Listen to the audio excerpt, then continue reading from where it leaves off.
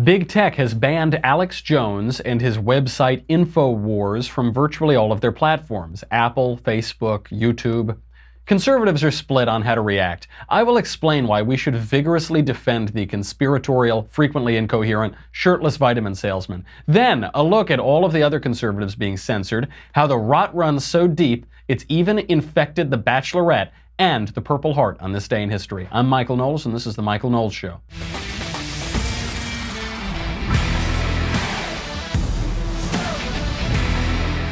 I've got to touch a little bit on Mueller, too, on Mueller and Manafort and all that ridiculous nonsense noise that the Democrats are playing. A lot to get to today. Before we get to that, I get to thank these guys. I get to thank the greatest sheets I've ever slept on, Boll and Branch. Come on into my boudoir, everybody. Come on in. I'll pull open the curtain, let you talk about the soft sheets that I am sleeping on. They're so good. Getting a great night's sleep is easier and more affordable than you think. You don't need an expensive mattress or sleeping pills. You just need to change your sheets. That's why you should check out Boll and Branch. They sent me a freebie because I don't get any pay from Ben Shapiro. So they sent me a freebie to try these sheets. I immediately bought another set. They are that good. They're so phenomenal. I didn't realize this. Great sheets can cost like over $1,000 in the store. Boll and Branch gets them right to you.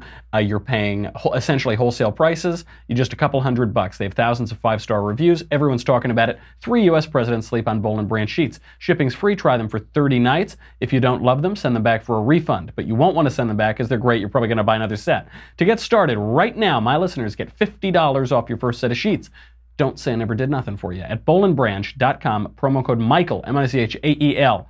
Go to bollandbranch.com for $50 off your first set of sheets. B-O-L-L and branch.com, promo code Michael, M-I-C-H-A-E-L. You're going to have to pay full price for all the other sets that you're certainly going to buy after, but get $50 off your first set. They are absolutely phenomenal. Do it.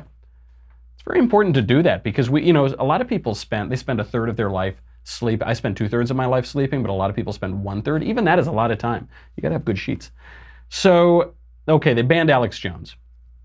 The biggest corporations on earth decided that the way that they were going to disprove the crazy conspiracy theorist guy was to all gang up and ban him seemingly arbitrarily on the same day at exactly the same time. That way to disprove the conspiracy theories, guys. Really, really good thinking. So for those of you who have been living under a rock or who don't drive around and listen to the radio at 3 in the morning, Alex Jones, he's a little kooky. I think we can all agree with that. But he's a pretty entertaining broadcaster. I actually enjoy listening to him sometimes because he's so... I'll just let you see it. Now that we can't see Alex Jones anymore, Alex, take it away. I don't like them putting chemicals in the water that turn the friggin' frogs gay. Serious crap. Liberty is rising. You understand how good it feels out here right now? You understand how high I am off being out here? This feels awesome. This feels fantastic. This is what it is to be alive, like our ancestors running around and stuff a lot colder than this, taking animals down and hauling them back to the women with big fires in the caves. Rah, yeah, living. So again, am I a beach body? No. Am I Tarzan? No. Am I, some Olympic swimmer? No. The point is I'm a big guy. I got big muscles. I've always been strong. And I've got that in-between body size. What's it called? You've got the 3 different body sizes? Yeah. But I'm the middle size, so I can gain muscle really fast, you name it. But it's hard for me to lose weight. But it has just come off of me. And soon there'll be nothing left.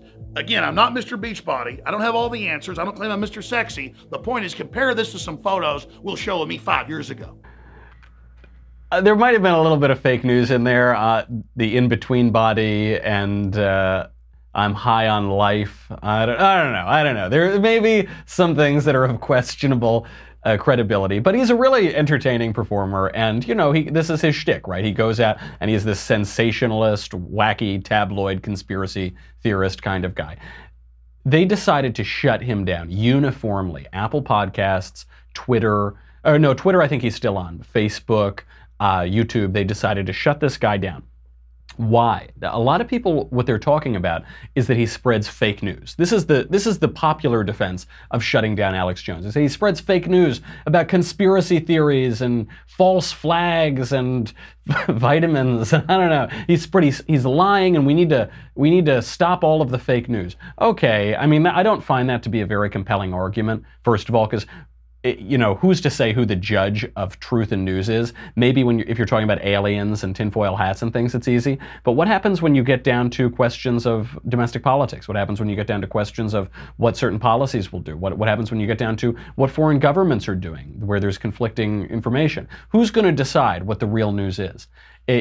Alex Jones is an easy target. That's why they picked him. That's why they're trying to get all of us to say, oh, that's fine, you can take Alex Jones. But, when they came for the shirtless vitamin salesman, I was silent, and then they came for me, right? Because they weren't coming for me.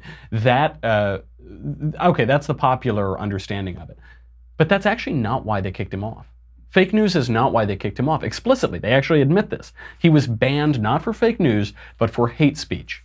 5 out of 6 of Jones's podcasts have been removed by Apple. Why? What was the explanation that Apple gave? Quote, Apple does not tolerate hate speech. And I don't know about you, but I don't think that they're turning the frickin' frogs gay. I don't think that qualifies as hate speech. I don't know. Maybe it's homo tadpole phobic or something like that. But I don't think it qualifies. Facebook said the same thing. They said, quote, while much of the discussion around InfoWars has been related to false news, which is a serious issue, and we are working to address it by demoting links marked wrong by fact checkers. Which fact checkers? I don't know, all the left-wing ones. Shh, don't tell. By fact checkers and suggesting additional content, none of the violations that spurred today's removals were related to this. So at least they're being honest. Typically, Facebook is very opaque. They're very untransparent. But this time they're actually saying, no, this was hate speech. This was not fake news. So what was the hate speech? They said, quote, specifically using dehumanizing language to describe people who are transgender, Muslims, and immigrants. So all of the conservatives, all the people who don't like Alex Jones, they're reacting to this and they're saying, well, look, this guy's a wacko. I don't want to be associated with him, so I'm not going to protest this. It doesn't matter. They didn't kick him off for talking about the frogs. They kicked him off for his comments about transgenderism, Islam, and immigration. What does that mean? Does that mean that I can't criticize transgenderism anymore? That certainly seems to be the direction that they're going into. What if Ben were on that TV show with Zoe Tur this year and referred to Zoe Tur as a man? Would he be banned? Would he be kicked off? Would our company be shut down? Maybe. What if someone wants to criticize the religion of peace? Capital R, capital P, trademark sign over it. What if someone has a legitimate gripe with the religion of peace? Islam says that they crucified Christ not. Islam explicitly denies the cross of Christ. So if a Christian points this out, is that hate speech? Is that Islamophobic? Are we going to lose our Facebook accounts? What about immigration? What about immigration? If we don't refer to illegal aliens as future dreaming, undocumented, beautiful dreaming Americans, whatever, if we don't use their stupid euphemisms, if we refer to them as they are, illegal aliens, are we going to lose our Facebook pages? Are we going to lose our YouTube accounts? They are setting the stage for that. That's what this is all about. They're using a wacky looking guy so that we allow them to establish the principle that they can kick you off of their services for making criticisms of transgenderism, Islam, and illegal immigration. Or legal immigration, for that matter. Stephen Miller reportedly has a policy that he's pushing now from the Trump administration to limit legal immigration.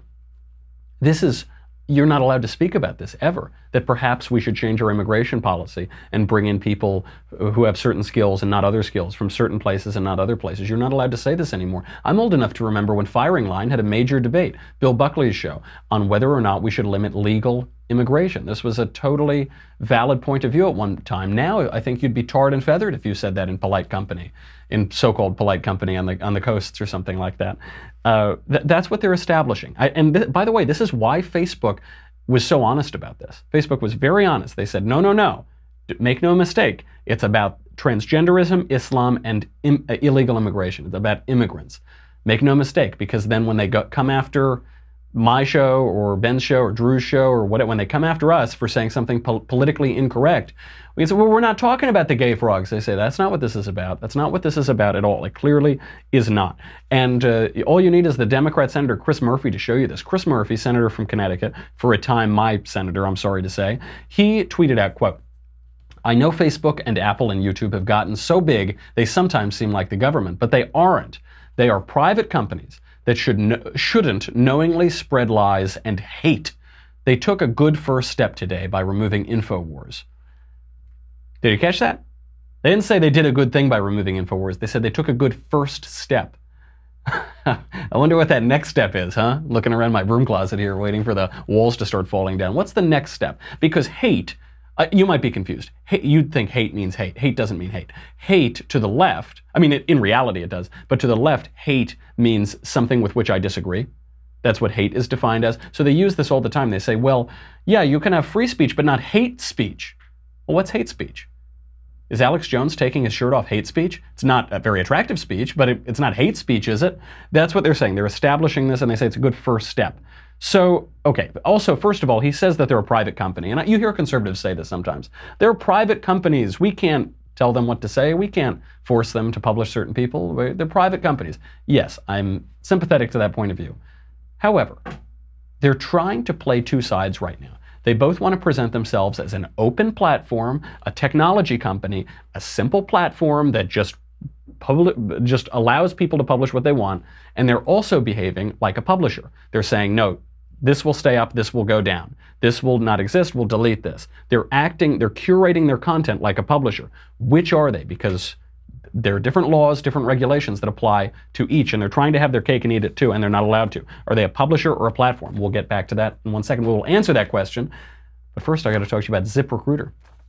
ZipRecruiter. Oh, is this one good? If only we had used this a long, long time ago. I might not have a job, actually. But so good thing we didn't like in the beginning. But now it's really, really good. ZipRecruiter is fabulous. It's very hard to find qualified candidates. It takes a long time. There are too many applicants. You know, you post your job to a job board, and then it just dissolves into the ether. It just goes away. You're not going to be able to find good candidates. ZipRecruiter makes this so easy. When you post your job, it sends your job to over 100 of the web's leading job boards, but it doesn't stop there. With their powerful matching technology, ZipRecruiter scans thousands of resumes to find people with the right experience and invite them to apply to your job. It goes out and finds the people. This is an invaluable tool. You're going to get it at ZipRecruiter. As the applications come in, ZipRecruiter analyzes each one, spotlights the top candidates, and you'll never miss a great match. With that, ZipRecruiter is so effective that 80% of employers who post on ZipRecruiter get a quality candidate through the site within the first day.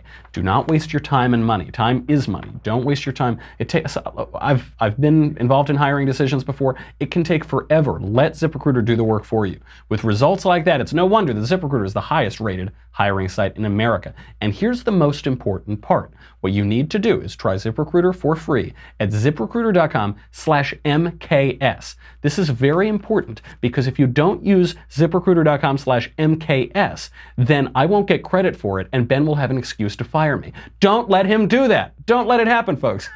And then he's going to use ZipRecruiter and get a new show. Go to ZipRecruiter.com/MKS. ZipRecruiter, the smartest way to hire. Really is. Excellent service. So Chris Murphy goes on. Chris Murphy says, so he said, this is the first step, okay? Next tweet, quote, InfoWars is the tip of a giant iceberg of hate and lies that uses sites like Facebook and YouTube to tear our nation apart. These companies must do more than take down one website. The survival of our democracy depends on it. Tears of rage. It was Cory Booker. That wasn't Chris Murphy. But the first part was Chris Murphy. He said the survival of our democracy depends on it. Ooh, boy. This is how you know when a demagogue is speaking, and right now the left is full of demagogues. Every one of them who spoke at that Netroots conference, demagogue, Chris Murphy, demagogue. They always say two things. They say, the survival of our democracy, and they say, think of the children. Those are the two things. When they say that, you know you're talking to a demagogue, and you got to question their motives. They'll always say, by the way, I don't want this to be confused with an abortion argument, which is legitimately like, think of the children because you're killing them. I'm talking about this, the survival of democracy because a guy's talking about the gay frogs. Give me a break. This, by the way, I'd like to point this out. I mentioned this yesterday, that the Democrats are always projecting. The left is always projecting. You've got little white girls shrieking at a black woman because she won't behave the way they demand that she behave, and they're saying, you're promoting white supremacy to the black woman because she won't do what they're telling her to do. They are the white supremacists. They're the one promoting white supremacy. With these guys here, the iceberg of hate that's dividing the country, who's it coming from? Is it coming from the shirtless vitamin salesman, or is it coming from a United States senator who is demanding that we censor people who disagree with him. When it comes to attacking the media, by the way, you always hear Donald Trump is attacking the media. He's going to repeal the First Amendment. He's taking away freedom of the press. What about Chris Murphy? What about Chris Murphy? Because Chris Murphy just called this website that he doesn't like the tip of a giant iceberg of hate and lies that tears our country apart. That is as bad as anything that Donald Trump has ever said about CNN. And by the way, at least InfoWars is kind of honest with its point of view, right? I mean, InfoWars is a conspiracy website. It doesn't, they don't put on the tie really nice and talk really seriously.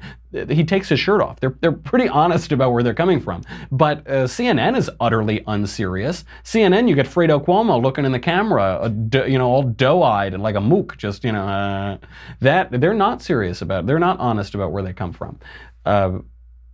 Trump attacks the media, sure. These Democrats are attacking the media that they don't like. Just the other day, Bill de Blasio, the Bolshevik mayor of New York City, he went on a long rant attacking Fox News, attacking News Corporation, Rupert Murdoch, and Fox News. He said the country would be much better off if we hadn't had Fox News for a quarter of a century. If only we didn't have Fox News for a quarter of a century. Did you read about that one in the newspaper? No, you probably didn't, because it isn't being reported, because the media projects. They just project, and they only cover Trump hate. They only cover what fits their narrative. It's all the news that fits their narrative. But they're doing it just the same. Now, so Chris Murphy says, okay, this is the tip of a giant iceberg of hate. We've got to kick him off of YouTube. We've got to kick him off of Facebook. We've got to kick him all these things. I could throw a dart at a wall. I could hit anything to use as an example of the people who are allowed to stay on social media who are actual hate mongers. So let's just use Louis Farrakhan. Louis Farrakhan is usually the easiest one. I go to Louis Farrakhan's Twitter account.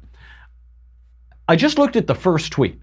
I didn't even scroll. I didn't even take the time to scroll. Just the first tweet pinned right up there. Louis Farrakhan says, quote, thoroughly and completely unmasking the satanic Jew and the synagogue of Satan. Full video. So then you watch the video. This is the sort of thing that you see in that video. About the wicked ones in the Jewish community that run America, run the government, run the world, own the banks, own the means of communication. They are my enemies. But as sure as I'm alive,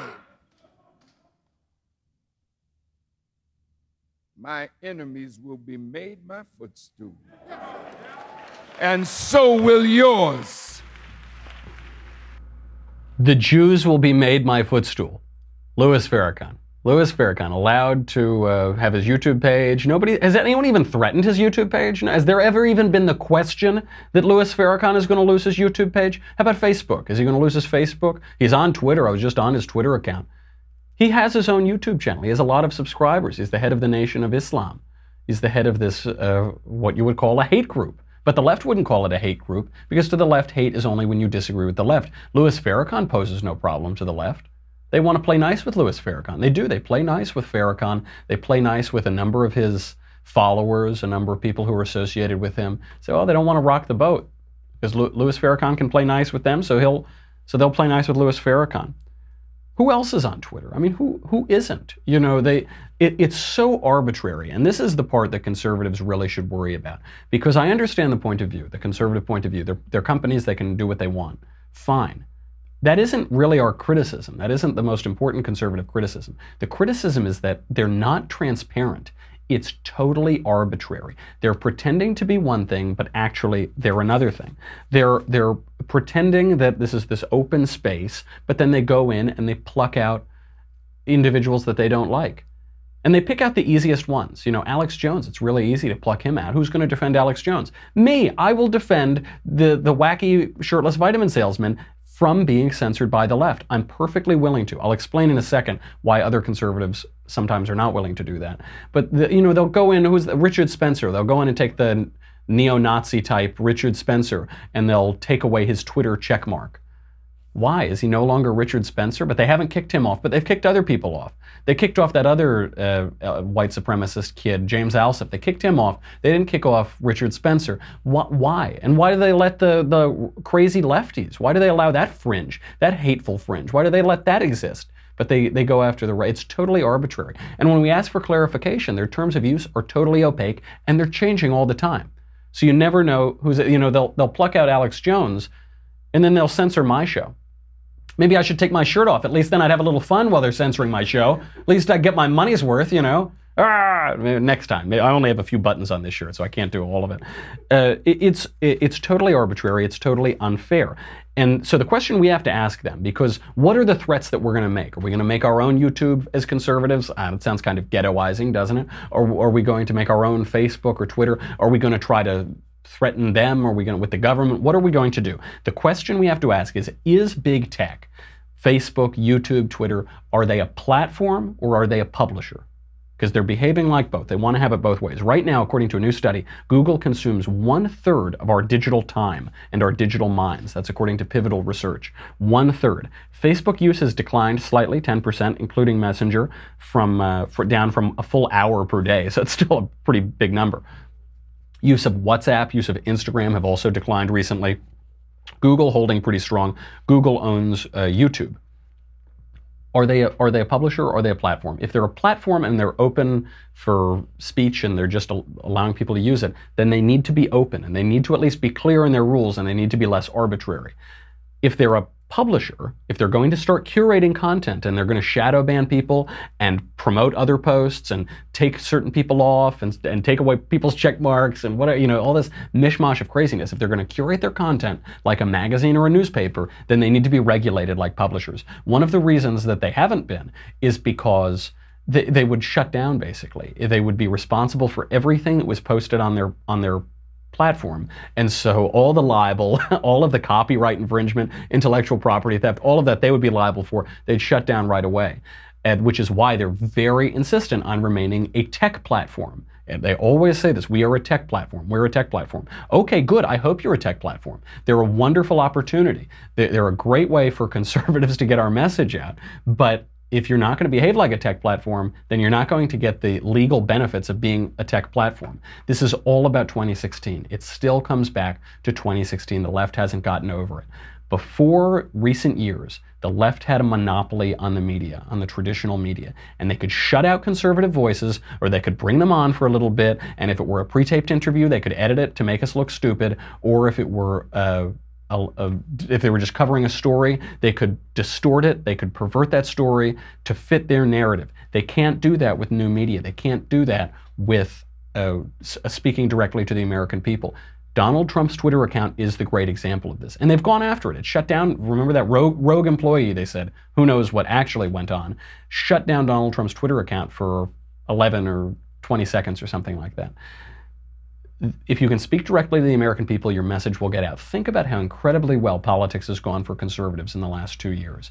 We have won on virtually everything. The one public policy area we haven't won on yet is shrinking the entitlements, shrinking the unfunded entitlements, Medicare, Medicaid, Social Security. It's the one area that we haven't really progressed on. Everywhere else we've done very, very well, and we've done well in the culture among certain demographics. Black voters have been in the news recently.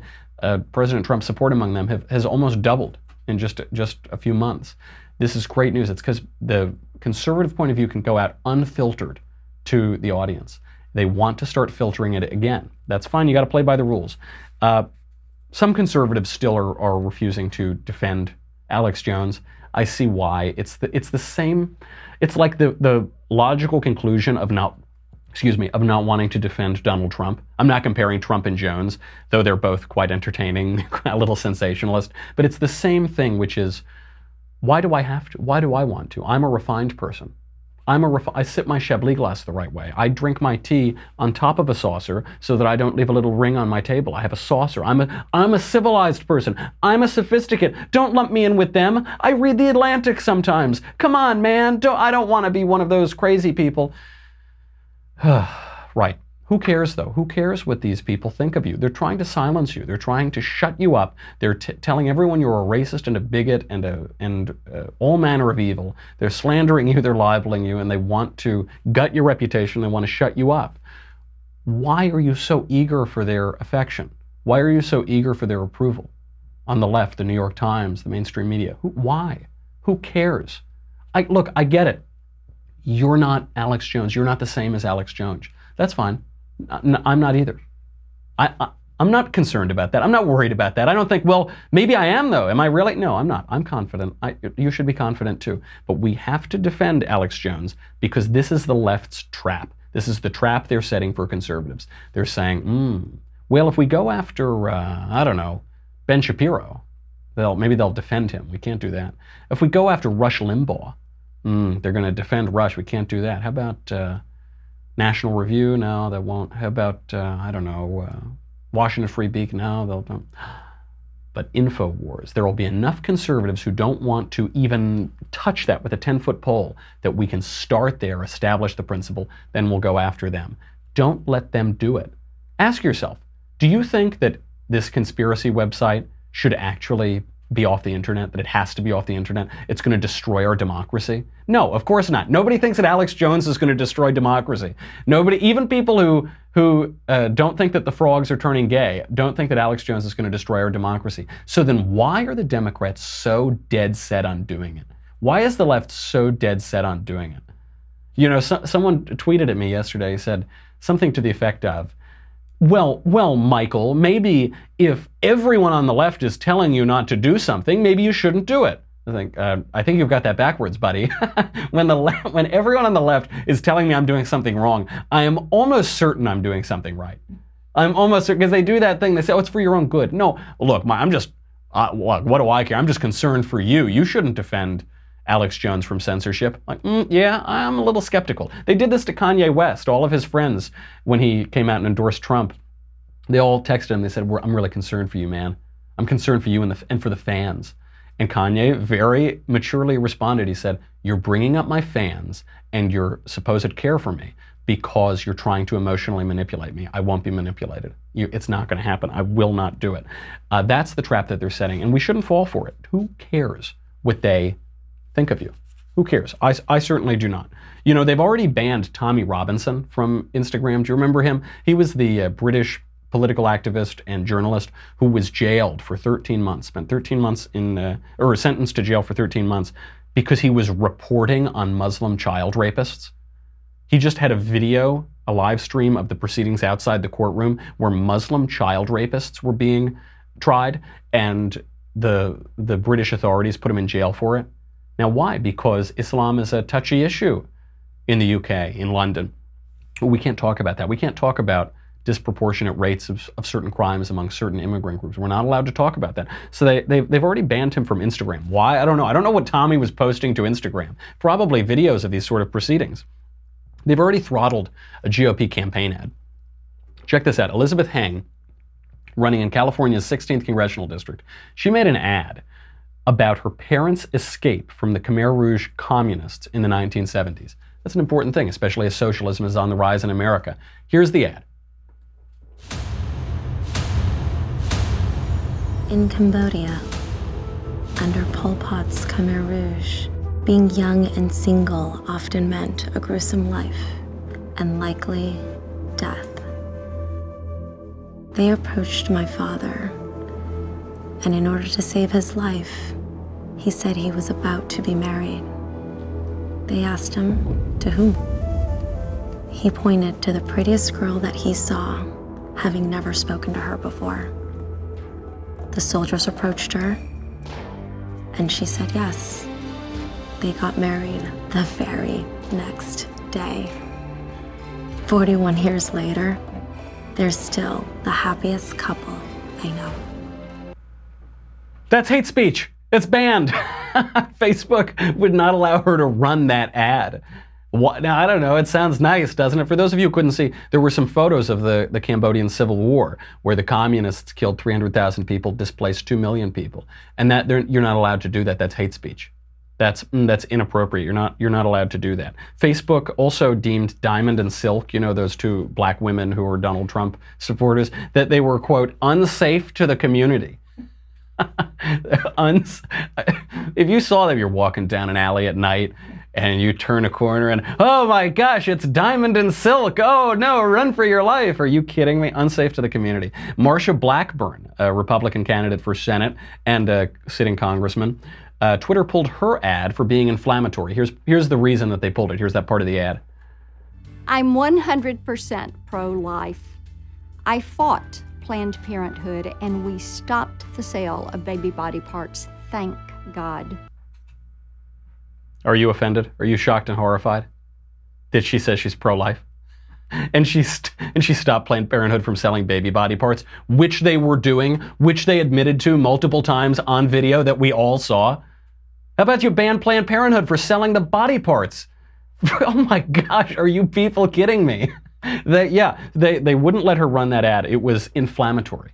No, you know what's inflammatory? Selling baby body parts. That's inflammatory. Ban Planned Parenthood for that. But they won't. They only go after the right on these sorts of things. Twitter now is going after libertarians. Daniel McAdams, the director of the Ron Paul Institute, he's been banned from Twitter. Scott Horton, editorial director of antiwar.com, he's been banned. Anti-war, that now is too offensive. You can't be anti-war. That you're going to get banned because that's hate speech. If you don't want to kill people, it's hate. It's hate speech if you want to stop killing people. Oh my gosh. Meanwhile, the lefties are trying to change the rules for themselves. So, we've heard of the fake news and the fake accounts and the bots and all that. So while they're talking about how we have to purge all of those, journalists, a bunch of journalists out of Colombia, sent a written letter, a request to Mark Zuckerberg to allow them to make fake accounts and use bots. I kid you not. This just happened. They want them, because they say it's easier to do journalism if you have fake accounts. You're the ones who have been agitating for us to get rid of all the fake accounts, to get rid of all the bots. But no, it's okay. We have one set of rules for thee and another set of rules for me. That's what they want. They're now, by the way, trying to control the internet. They're trying to control the internet. There's a policy paper being circulated among Democrats, starting with Mark Warner, that advocates a new government takeover of the internet. This is not the same as net neutrality. They want far more regulations now to save American trust in, quote, our institutions, democracy, free press, and the markets. There they are again, folks, saving America. There is that language. That's how you know they want to control your life. It's always to save, right? It's always another crisis. We have to do it. They're trying to take it over. So they're utter hypocrites on this. Conservatives should not be under the impression that it's somehow hypocritical of us to criticize Facebook and YouTube for their absurd policies, for their censorious policies, for their unfair, untransparent, unjust policies. There's nothing hypocritical about that. And the Democrats, in fact, the left, are being utterly hypocritical every step of the way. No surprises there. We have a lot more to get to. We got to talk about The Bachelorette. I got to talk about my favorite show. After Jersey Shore, Floribama Shore, The Bachelorette, then that one comes up. And we've got to talk about a little bit more of the left's attack on freedom. Trump, Mueller, Russia. Man, we have so much to get to. And this day in history, because it's Purple Heart Day. And I'll talk about my grandfather. So make sure you tune in. But if you're on dailywire.com, thank you very much. You help us keep the lights on.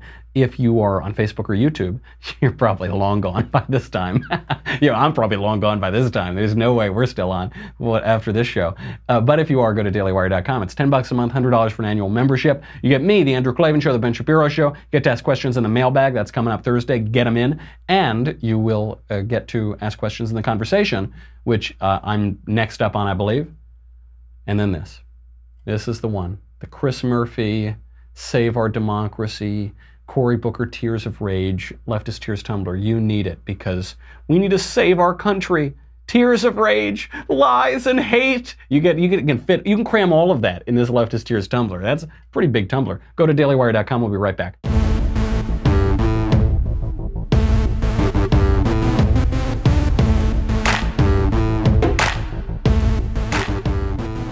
Speaking of tears of rage, scripted tears of rage, we've got The Bachelorette.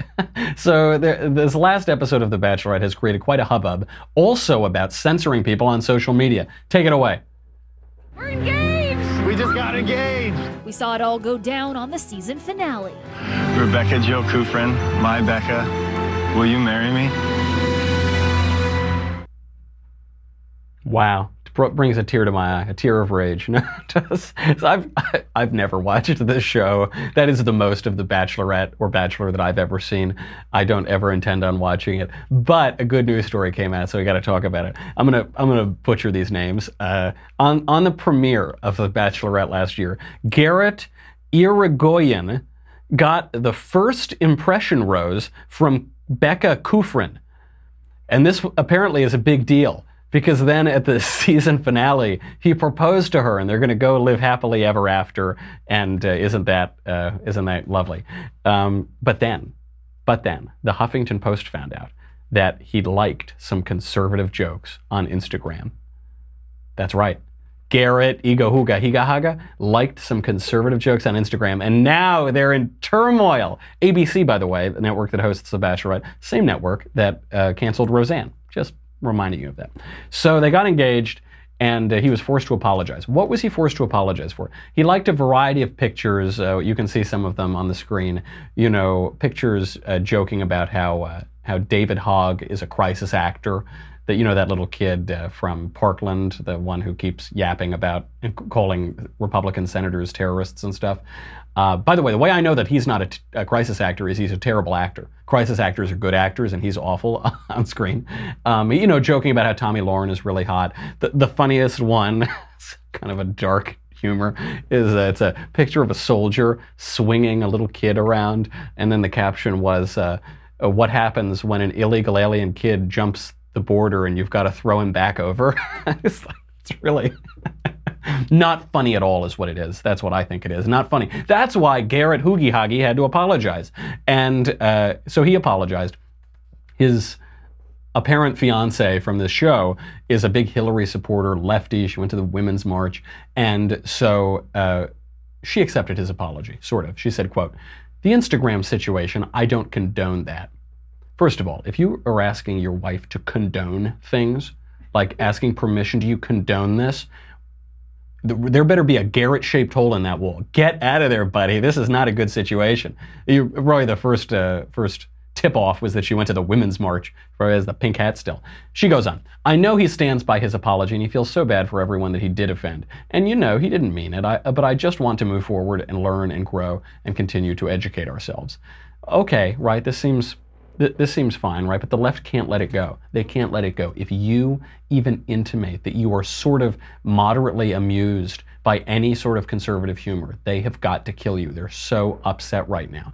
It's always, and this ramps up, by the way, this crisis, this urgency. We have to shut down Alex Jones. We have to shut down this guy in The Bachelorette. We've got to do it. It ramps up the better things are going for the country. That's how it works. If things weren't going great for the country, they could just run on that. They can't run on that. So if they have to gin this up, they have to run on Alex Jones and The Bachelorette. That is what, that's how you know that the country is going well. That's how you know the administration is doing something right. It's all about freedom. The left has never been this openly tyrannical in my lifetime. I've had a short lifetime. I haven't been around very long, but I've never seen them embrace censorship in this way, censorship all over the universities, on the media, on television. I've never seen socialist candidates running this openly. The Democrat Party, which has been running away from socialism for 100 years, now openly embracing it. You've got Bill de Blasio, the comrade Bolshevik mayor of New York. He's griping about Airbnb, Uber. He's trying to shut them down constantly. All this economic freedom. He's trying to shut down the gig economy. The gig economy, which sprung up largely, by the way, because of the terrible economic policies of Barack Obama, because people couldn't get full-time jobs, so they had these gig jobs. He's trying to shut that down. No economic freedom, no side hustle, none of that. On the universities, at Harvard right now, they're banning fraternities and sororities, and sororities are getting really upset about this because they now are saying every club has to be co-ed, every club has to have both sexes. The sororities are saying, wait, what about our safe space? What about, I don't want men in my sorority. So now some of them are just shutting down as a result of that. I've never seen them this tyrannical. It's really about freedom. It seems funny. It seems like it's about gay frogs and The Bachelorette and senators saying stupid things and sororities and all that. These are all symptoms of this huge problem, which is about freedom. You've got a real choice in these midterm elections and in 2020. A choice, not an echo, to use Barry Goldwater's line. Do you want freedom or do you want slavery? That's what it's about. That sounds hyperbolic. Maybe I sound like I'm Alex Jones, but it is that clear. Do you want the government to take over more and more and more of your life? Do you want small, technocratic, bitter interests to take over your life? Or do you want to have some freedom and assume the risk of freedom and take on the rewards of freedom? Those are your choices. And that's the question that we're going to see play out, not just in tech, but in politics and the economy and foreign affairs. What do you want? Do you want freedom or do you want slavery? Me, I want freedom, baby. I want to paint my face like I'm Mel Gibson. We've only got a few minutes left. I've got to talk about Mueller and Russia and all that nonsense, and then I do want to talk about the Purple Heart Day, because it is Purple Heart Day. By the way, if you had to ask me a prediction of which way we're going to go, or we're going to go for freedom or slavery, I think we're going for freedom. I think you're seeing it in all of these public polls. Even, you know, Bret Easton Ellis, the novelist who did American Psycho, he's coming out now. He said, quote, I've never seen liberals more annoying in my lifetime. And it's not like this is some arch conservative guy. He's saying they are annoying right now. They're really tedious and self-serious, and it's turning people off. You're seeing that in the public polling, and I think it's probably happening even beyond the public polling. So my hope is still for freedom, but you got to stay vigilant. And one of the ways they're trying to get at this administration is this Russia stuff. The Mueller probe, the Manafort investigation. Wham, wham, wham, wham, wham. What do we know? Manafort is on trial now. We've seen a few days of this trial. We've seen a very zealous prosecution. And Rick Gates, Paul Manafort's old aide, old employee, has now taken the stand to testify against him, which is really not an admirable thing from an interpersonal perspective. You know, you don't wear a wire if you're clean. You don't testify against somebody if you're innocent. You do it if you're a crook, and you flip, and then you say, I'll cooperate with the prosecution if you don't throw me in jail, or not in jail for as long. So that's what you're seeing here. They're going to try to make out Rick Gates as some honest fella. No, he's an admitted liar and an admitted crook, and so you've got to take his testimony with a grain of salt. But what are they getting Manafort on? You would expect, after all the buildup, they'd get him on, you know, going on yacht trips with Vladimir Putin plotting out the 2016 Trump campaign, right? That's not what they're getting him on. They're getting him on having nice suits. He buys suits that are too expensive. Even the judge said, you gotta quit talking about these suits. Who cares? And they're getting him on some tax evasion. They're getting him on hiding some money. Some of his lobbying work wasn't acknowledged. Okay, not good. I'm not excusing that. That's certainly not a good thing.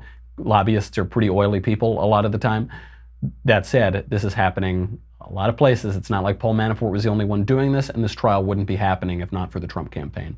Almost certainly. Why Bob Mueller is involved in this, the special counsel investigating Russia, why he's involved in Manafort not paying his taxes, really unclear. There's been no Russia aspect of this really presented at this trial. It's just a distraction, it seems. It's just nonsense. You know, they're talking about the Trump Tower meeting, and the alleged Trump Tower meeting where Don Jr. Met with some Russians to get dirt on Hillary. Trump finally tweeted about this. He said, fake news reporting, a complete fabrication, that I'm concerned about the meeting my wonderful son Donald had in Trump Tower. This was a meeting to get information on an opponent, totally legal and done all the time in politics, and it went nowhere. I did not know about it. That's fine. Now they're saying he's admitted to a crime. He's admitted to a crime. What the left doesn't seem to understand is that tweet has just baited them. It just baited them into confessing something themselves, because if Donald Jr. going to meet with somebody who said they had dirt on the opponent's campaign, if that's a crime, if going to meet with someone who's a foreign representative, maybe comes from a foreign government, if going to them for dirt is a crime, then Hillary committed the crime, because she's the one who paid for all that Russian intelligence on the Steele dossier on Donald Trump. She's the one who paid for that. She commissioned that. The Trump campaign didn't pay for anything. They left the meeting, right? But Hillary actually ordered it, commissioned it, paid for it. Foreign intelligence from Christopher Steele's a British guy, and he's getting information out of Russia. She did it. If that Trump Tower meeting is where they're going to lay their hand, then it all goes down to Hillary, and we'll see if any of Hillary's people are called in. I suspect that will not be the case. In the last few minutes here, let's talk about this day in history. On this day in history, in 1782, the Purple Heart was established by George Washington. You know the Purple Heart, it's the medal for people who have been wounded or killed in battle, or who have had bad treatment as POWs. Initially, it was established just for merit. So it was a little Purple Heart badge, and it said merit written across it. George Washington established it. And it was given to just 3 people in the Revolutionary War, to Elijah Churchill, William Brown, and Daniel Bissell Jr. After that, it fell into disuse. People didn't really use it afterward. It kind of disappeared. It reappeared 100 years later, over 100 years, 150 years later, 130 years later, when General Charles Summerall sent a bill to Congress to revive the badge of military merit. General MacArthur took up this cause afterward. He was Summerall's successor in 1931 to reinstate it for the bicentennial of Washington's birth. And in 1932, the War Department created the Order of the Purple Heart. And that is what we now know it as, the Order of the Purple Heart, which is awarded to people who were injured in the line of duty defending their country. My own grandfather, George Knowles, won the Purple Heart. He was awarded the Purple Heart for his service in the Vietnam War, and so wanted to wish a special Purple Heart Day to him and to all of the people who have served and who have been injured, who have been killed, who have been mistreated in the line of work.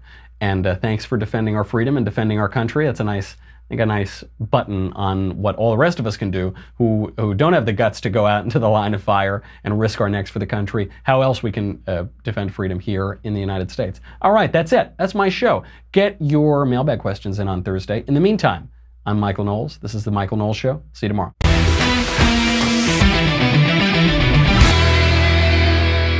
The Michael Knowles Show is produced by Senia Villarreal. Executive producer Jeremy Boring. Senior producer Jonathan Hay. Our supervising producer Mathis Glover. And our technical producer is Austin Stevens. Edited by Jim Nickel. Audio is mixed by Mike Coromina. Hair and makeup is by Jesua Olvera. The Michael Knowles Show is a Daily Wire Forward Publishing production. Copyright Forward Publishing 2018.